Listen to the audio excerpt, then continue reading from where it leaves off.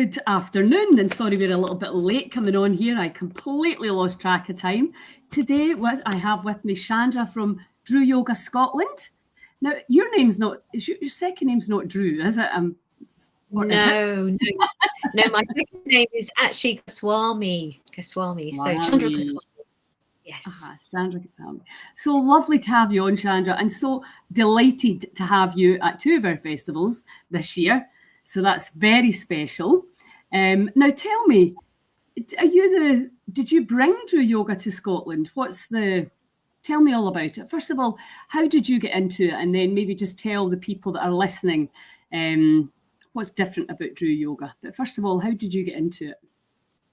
Well, I was at uni actually. I'd just finished my uni degree, and I knew that I wanted to in yoga. So I then discovered various forms, and a friend of mine said, "Oh, try this form." So I went along, and I just fell in love with it because it was quite a therapeutic form. It went quite deep, and I was looking a little bit more than just physical exercise. I was looking for something that took me a bit deeper.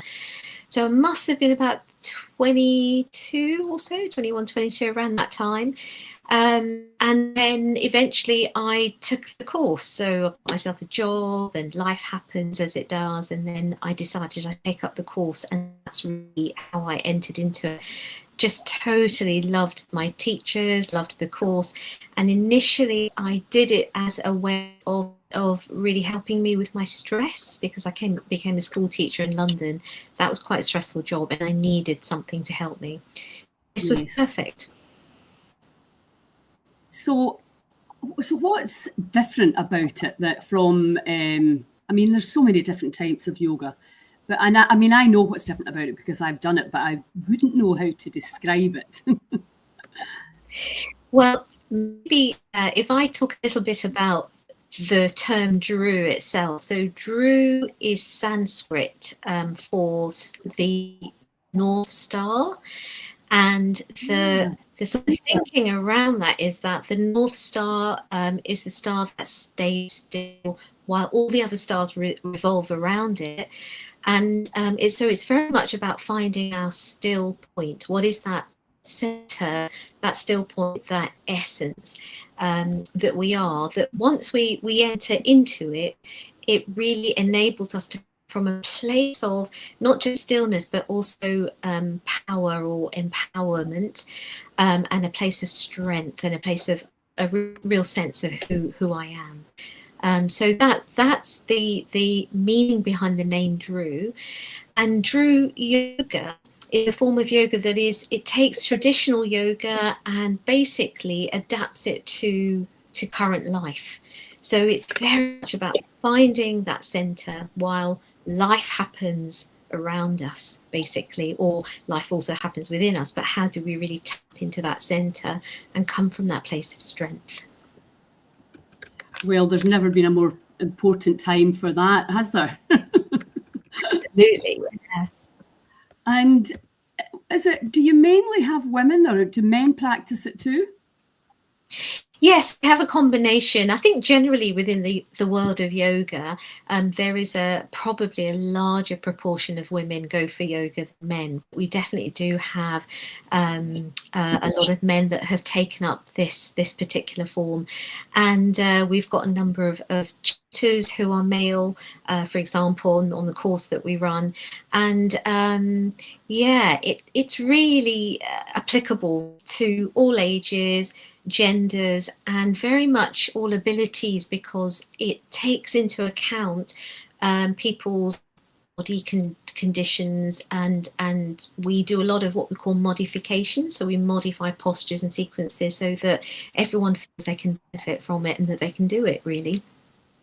Yeah, I mean, inclusivity is a big thing, isn't it? Because I think certainly, maybe not so much now, because I think teachers are way better trained now, just in general throughout everything. But I always remember you would go to a yoga class back in the day, and you'd be looking at people that could do the asanas, and you'd be like, you would feel a bit, a bit sort of backward because you couldn't do the lotus position, or you couldn't hold things, and so it can be I mean, I think humans, we like to compare ourselves anyway, so you don't really want that. It's the very opposite of what you're actually trying to achieve, working on your own body and improving your own health and not looking at what anybody else is doing.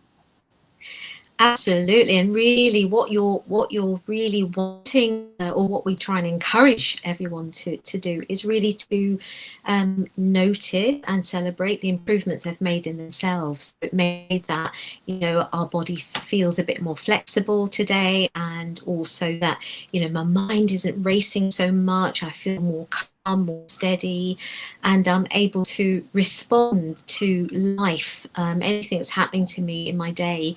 I'm able to respond better to it, and able to guide it better, so I can really achieve a result that I feel happy with. So it's really about self-improvement and looking at what those steps are, rather than comparing ourselves to others. That's one thing we actively encourages. Don't compare. It just doesn't help with anyone else, really. Yes. And who do you find, I mean, because I think we're very, in the West, we thought exercise is all about the physical body, which obviously yoga is really pretty much nothing to do with the physical body, but much more to do with the breath and the mind. So do you feel that we're in the West, we're starting to understand that a bit more, you know, with these kind of burgeoning rates of anxiety and body issues and long COVID and fibromyalgia and all these kind of things that really limit you from doing a lot of other more physical exercise? Do you feel that are people coming more into this and starting to understand the benefits? Yeah, definitely. It's a lovely question, actually. What we find, so we've been going for just over 45 years now, and we've always had an approach which has very much been about listen to your body. Don't push yourself beyond your comfort zone, because you'll find that if you don't go over that threshold, you'll find that you actually do improve your physical flexibility and strength. It does improve, but also what really happens is you start to find yourself changing in terms of how your mind might work, how your emotional resilience may increase. And what you'll find is that we have had, I mean, over these, the last 4 decades, we've run courses and workshops and retreats and so on. We've had thousands of people that have come in that they have all sorts of capabilities, whether it's physical, or whether they're able to the yoga physically, or they may struggle with it a bit. We've always found a way around it for them. And whenever I've been speaking more recently to some of my students or friends, anxiety is a huge thing. So now I'm really looking at yoga, as we've always done with Drew, actually. Yoga is not just a physical practice, and it was never meant to be just a physical practice. It was always meant to be a holistic practice that brings your body, your heart, your mind, your spirit, all of that into alignment. And so therefore it was very much about it being a way of life, so that it was very much an integral part of day-to-day life, really. And today, with so much that's been going on in the world, the recent changes we've had, yoga, and I would obviously say, particularly for me, Drew, has been a really important vehicle in which people have found that they can reduce their anxiety. They can learn to breathe better and more deeply, and then have an impact on their mind. The yoga, the course that we'll be running, is very much around transformation. So yes, it is about teaching yoga, but it's also personal development, because until we ourselves are able to fully understand it and integrate it into our life, and understand how certain postures and sequences can help us make those changes and transformations we really need to make, it's harder to then take it out to other people and to teach them. So yeah, it's very much about health and well-being. We found, definitely, it kind of dawned on me, I think, after the last Tarbert Festival, everybody that presents at the festivals, I think actually without exception, has come to their thing through their own healing. And then they obviously become very passionate, and that can be from something that's quite what you would say minor, not life threatening, but maybe just dulls your kind of spark right through to things that are being, you know, perceived a bit more seriously. And that's really when people can really engage, because then they know, you know what you're talking about. You walk your walk, right?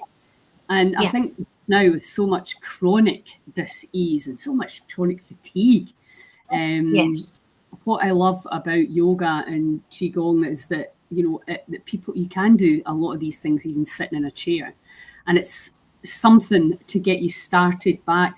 And we know that, you know, even from the emotional side, moving the body can be very helpful to start to move energy through. So I think it's brilliant to see, you know, so many people actually turning up. My friends just opened a yoga studio in Oban, and I was smiling. I thought, God, you know, that just wouldn't have been viable even 5 years ago, you know, but now it is, you know. Yes. So you teach, you know, do you practice as well? Do you have your own private clients? But yes, I do. Yes. But you also have the academy. Yes. So we run the International School of Drew Yoga. So it's a school that we run both throughout the UK, but we've also got a couple of branches in Europe and also in Australia and New Zealand, and we've taught it across in Canada, America. So we've got a great centre in Africa, in Kenya. So we've got beautiful people who very much take Drew Yoga out into their areas in whichever country they're in. And I just wanted to touch upon my own practice. My own practice very much is around, I do it because I love it. I do it because I know it makes such a difference to me. I do it because I want to learn more from it. I want to learn more about my body, my mind, excuse me, how I can, you know, change my day by simply changing my way of being. And I also do it because it's my way of contributing to life. It's my way of giving something back to the world. It's something that I'm deeply passionate about. I absolutely love the practice that I do. And what I also love is that when we train teachers, we train them to really understand their own style. They don't have to fit a box and be a particular type of yoga teacher. They are who they are. They bring their persona, their personality, their own deep inner essence to their teaching, and they share it in that way. And so for me, it's really important to support our students to find a way of really tapping into that. Like, you know, what is it that I most love? What am I most passionate about in my yoga? And how do I bring that across? And I totally agree. You were talking about it becoming a passion. That there are so many people, I think, that are experiencing a drop in energy, a drop in therefore their passion. You know, what am I meant to be doing? How can I contribute to the world, life? How can I make a difference? And all of these, I find there's such wonderful topics that we look at and explore on our classes, in our workshops, and that's something I'm really looking forward to exploring at the Heal Festival, Scotland Festival in Aberfeldy and in Nairn. So it really is the person. Yeah, well, the thing about the festival is people are coming there to our festivals to learn how to better themselves, how to feel better. Maybe they're just curious. Maybe they want to stay well. Maybe they want to feel a little bit better. So it's a very direct target market of people that are interested. But the other thing that's really nice is, and I was seeing this in my friend's place in Oban, is that you just have to go away to India to learn this stuff, or to some jungle somewhere, or, you know, at the very least to Europe. So it's fantastic that you can go and get such a phenomenal qualification right here in Scotland. How long does the training take? It's a 14-month training, consisting of 13 weekends that span across those 14 months. So yeah, it's just under a year and a half. Aye, so it's an intensive program, but I think that's a really nice time frame, isn't it? Because you have to work in your own body, don't you?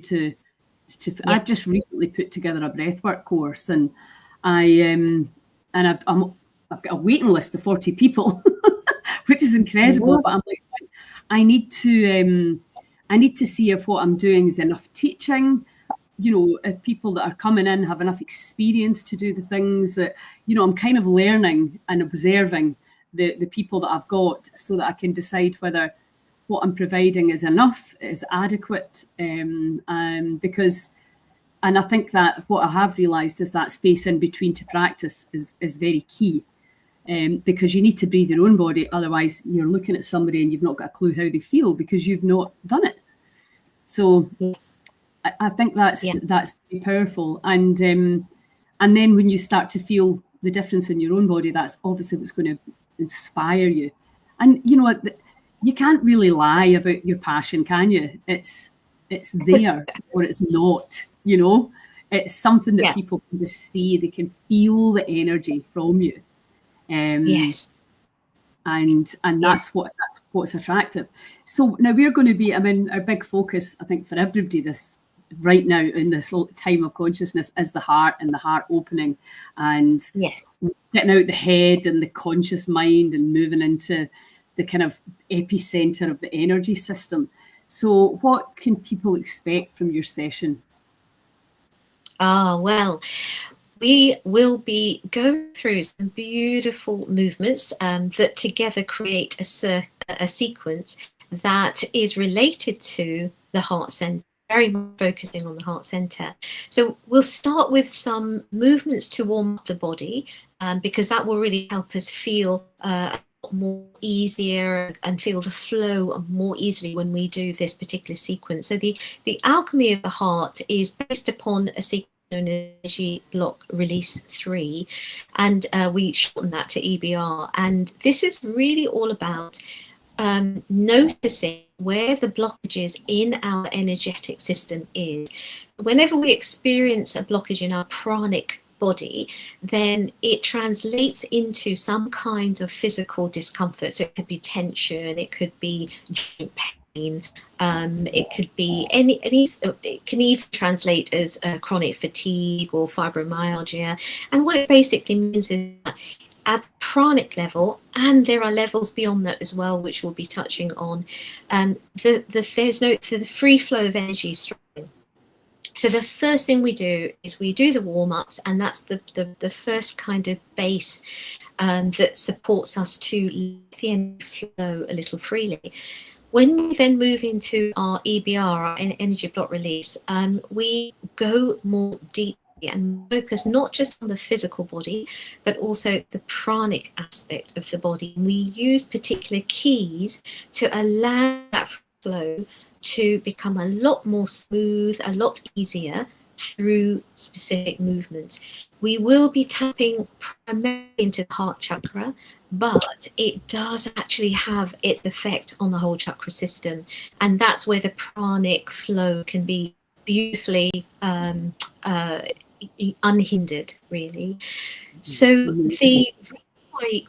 there's a focus on that in particular sequence is because the heart is a very powerful center, as we know, and it's a center in which we experience a sense of relating at a higher, more essence level with each other.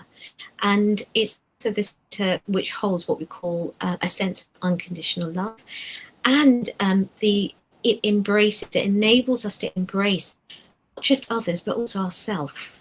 So it's where we have that wonderful sense of connection with ourselves, and we grow to understand ourselves better and deepen that relationship with ourselves and what that entails, what that means. So we're going to be exploring that, and also exploring the energetic strength around the heart, the power around the heart. And they say, don't they, that the longest journey is from the head to the heart, and we are very much a head-based society, particularly in the West, because there is so much we need to, and it's a great thing. It's good to have a good, clear mind. So yoga contributes to that as well.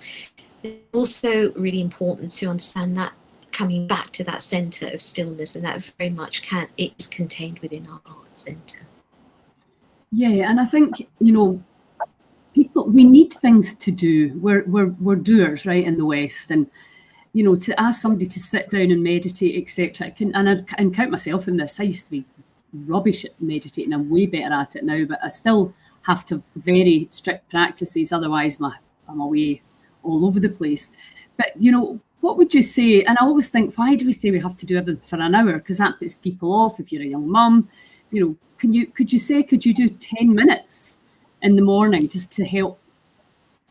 Yeah, absolutely. You can do 10 minutes. You just need to know what works for you. And that's where it's really important to have a guide of some sort that can work it out with you. And that's what I do a lot with my clients is, what is it? So we have to know what are the main challenges in the physical body. So is it back pain? Is it shoulder pain? Is it stiffness? Whatever it is, and then we work with that. So there needs to be some movement that will help create more ease in those parts of the physical body, and then we move into the more energetic practice. But it's quite difficult to sometimes access the energetic practice if you've got this sort of headache, or if you've got a tight neck and shoulders. So it's great to release that initially, and then it's much more easy to access what we call the pranamaya kosha. So kosha actually means sheath or layer, and we have 5 different layers. So the most tangible layer is the body. Then we have the prana, our subtle energy body, and then we have what we call our body of drives and motivations. What drives us, motivates. That's the manamaya kosha, very much linked with our thoughts and emotions as well. And then we have the wisdom body, the vijnana kosha, and that's really around what are our core beliefs. Do they work for us? Do we need to change them? Are they based on our upbringing? How do we recognize which ones work, which ones don't? So this is all around developing our wisdom. So yoga and the practice of this particular alchemy of the heart sequence will enable us to not only tap into the wisdom of the heart, but also the ability to download intuitively, to be more in touch with our intuition and our own internal wisdom as well. Yeah. And that's beautifully explained, because I think, again, in the West, if we can't see it, and we've never been taught, right, about the power of the prana, the chi, or the electromagnetic meridian system. Nobody's ever really explained that to us. So I call it the unseen, and that's really where so much of the healing can happen. And when you move your body in these, what may appear, because I know I used to be an aerobics teacher, so when I would do yoga initially, like hatha yoga, I'd be like bored. I was like, I wanted to be out of breath. I wanted it to be painful. I wanted it to be challenging and hard. So it was difficult for me to imagine that just going in, because again, it was never explained to me properly. It's something that I kind of garnered the knowledge over the years and spent time in India and Nepal and studying it and trying to sort of realize. And even Qigong, I would say it's only the last few years I've really understood the incredible power that is there. Because when you move the physical body, of course, you inadvertently open channels, close channels, so it's all done with this real deep understanding of the invisible energy system, prana, that we in our medical model completely ignore. Yeah. But I think people are becoming more aware of that now. And I think if you can get a feeling, I feel lighter, I feel calmer, that's really all the evidence that you need. Then your body's feeding back to you. Do more of this. I love that, actually. And I think also you have these very real benefits. You have these very real physical, physiological, the immune system. It actually improves the immune system. It works with the nervous system. You feel that calmness. You feel that you're not reacting so much to what's happening around you, but you're beginning to respond from a place of having that internal certainty. And the other thing that I really love about this is that it puts us in touch with energy and how energy can arrive, how we receive energy. So obviously on a very physical level, we receive energy through our food or the in-breath, prana comes in. However, what do we do with that? It can be that we receive it through a conversation or we receive it through healing. How do we integrate that into our system? How can yoga really support that process? And that's part of we call, there are 5 main pathways in which energy becomes integrated into our system.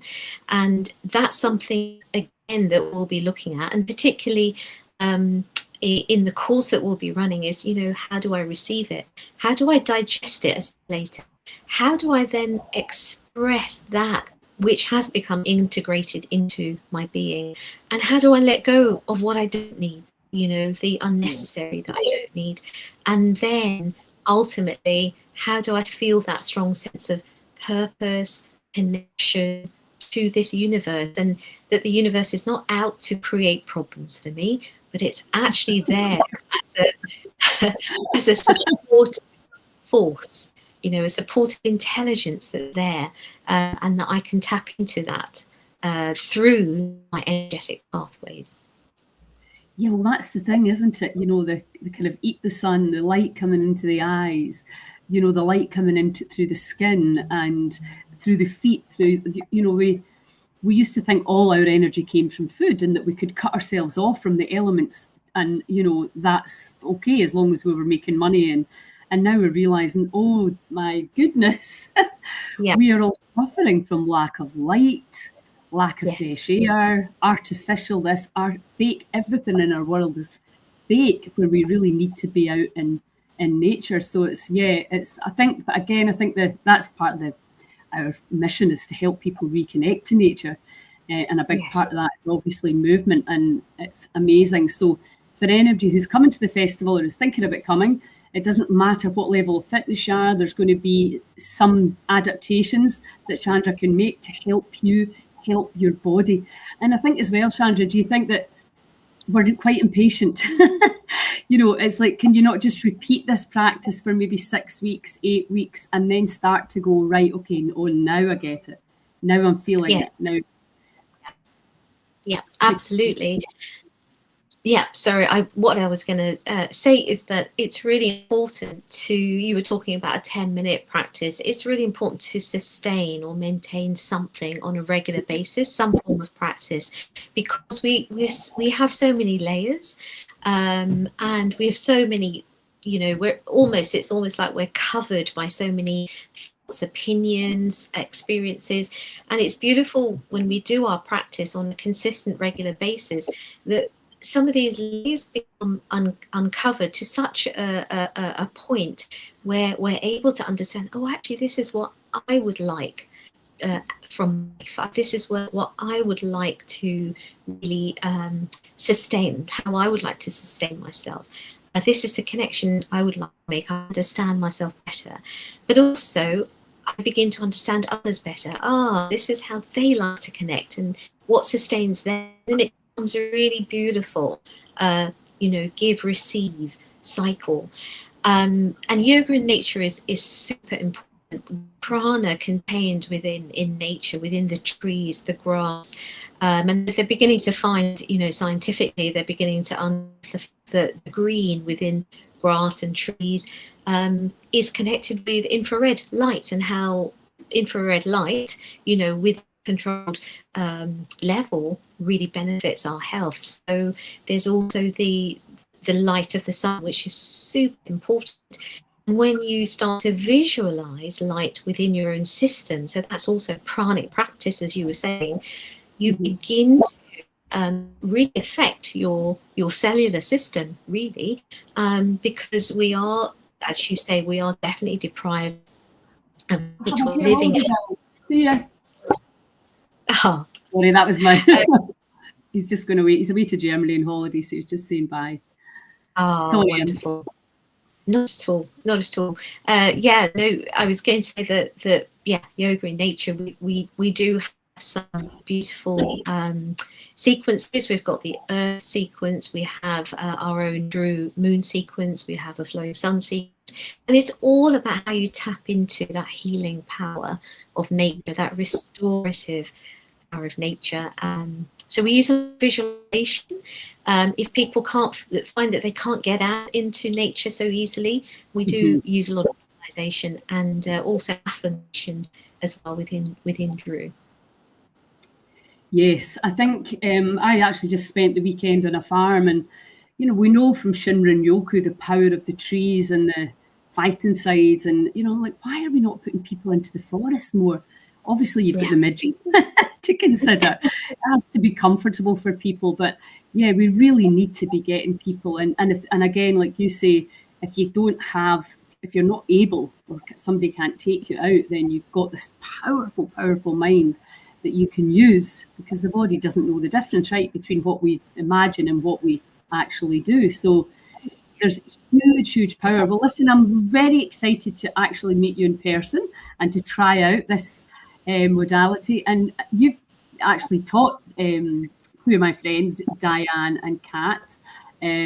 So for people that are listening and maybe interested, what's the website to look at your teacher training? So drewyoga.com is the website, and drewyoga.com. Yeah. And on there, it'll show a whole range of courses that we run. And if you click onto the Explore events, you'll then find a number of events and courses, and the Drew Yoga course is there under that section. And it starts on the 8th and 9th of November. We're actually running the in-person aspect of the course in Scotland, which I'm super excited about. I just wanted to get back into in-person, having done a lot online, which I also enjoy, but we will be running the in-person part. It will be at Stirling Uni in Scotland, and it will be a hybrid course, so we will be running it online at the same time. So we're welcoming people both in the room and online. That's perfect. I have to say I like in person. You know, but I also love the flexibility of online. I know that if you're a single parent, or maybe even if you're not a single parent, sometimes you just can't get out. You can't get away at weekends. You can't get out, travel, expense, etc. It takes it into people's homes, which is a phenomenal gift. Well, listen, thank you so much for your time. And anybody watching this, drewyoga.com. You can check out, you can come to Aberfeldy and Nairn and meet Chandra in person, and you can come and try out Drew Yoga. And then Diane's going to be in Strontian, I believe. So we're going to have Drew Yoga across all of our festivals, which is exciting this year. So thank you so much. And I will see you a week on Friday. Well, thank you so much for having me on the podcast, and it's so great to meet you, Lilia, and I'm really looking forward to meeting you and the team and seeing everybody there. Yeah, it's going to be a fantastic fun event, and what a beautiful town Aberfeldy is. So's Nairn. I mean, Nairn, you've got these miles and miles of white beach, but Aberfeldy, the green and flowers and the gardens and the rivers, beautiful. Okay, wonderful. Thank you. See you there. Thank you. Bye.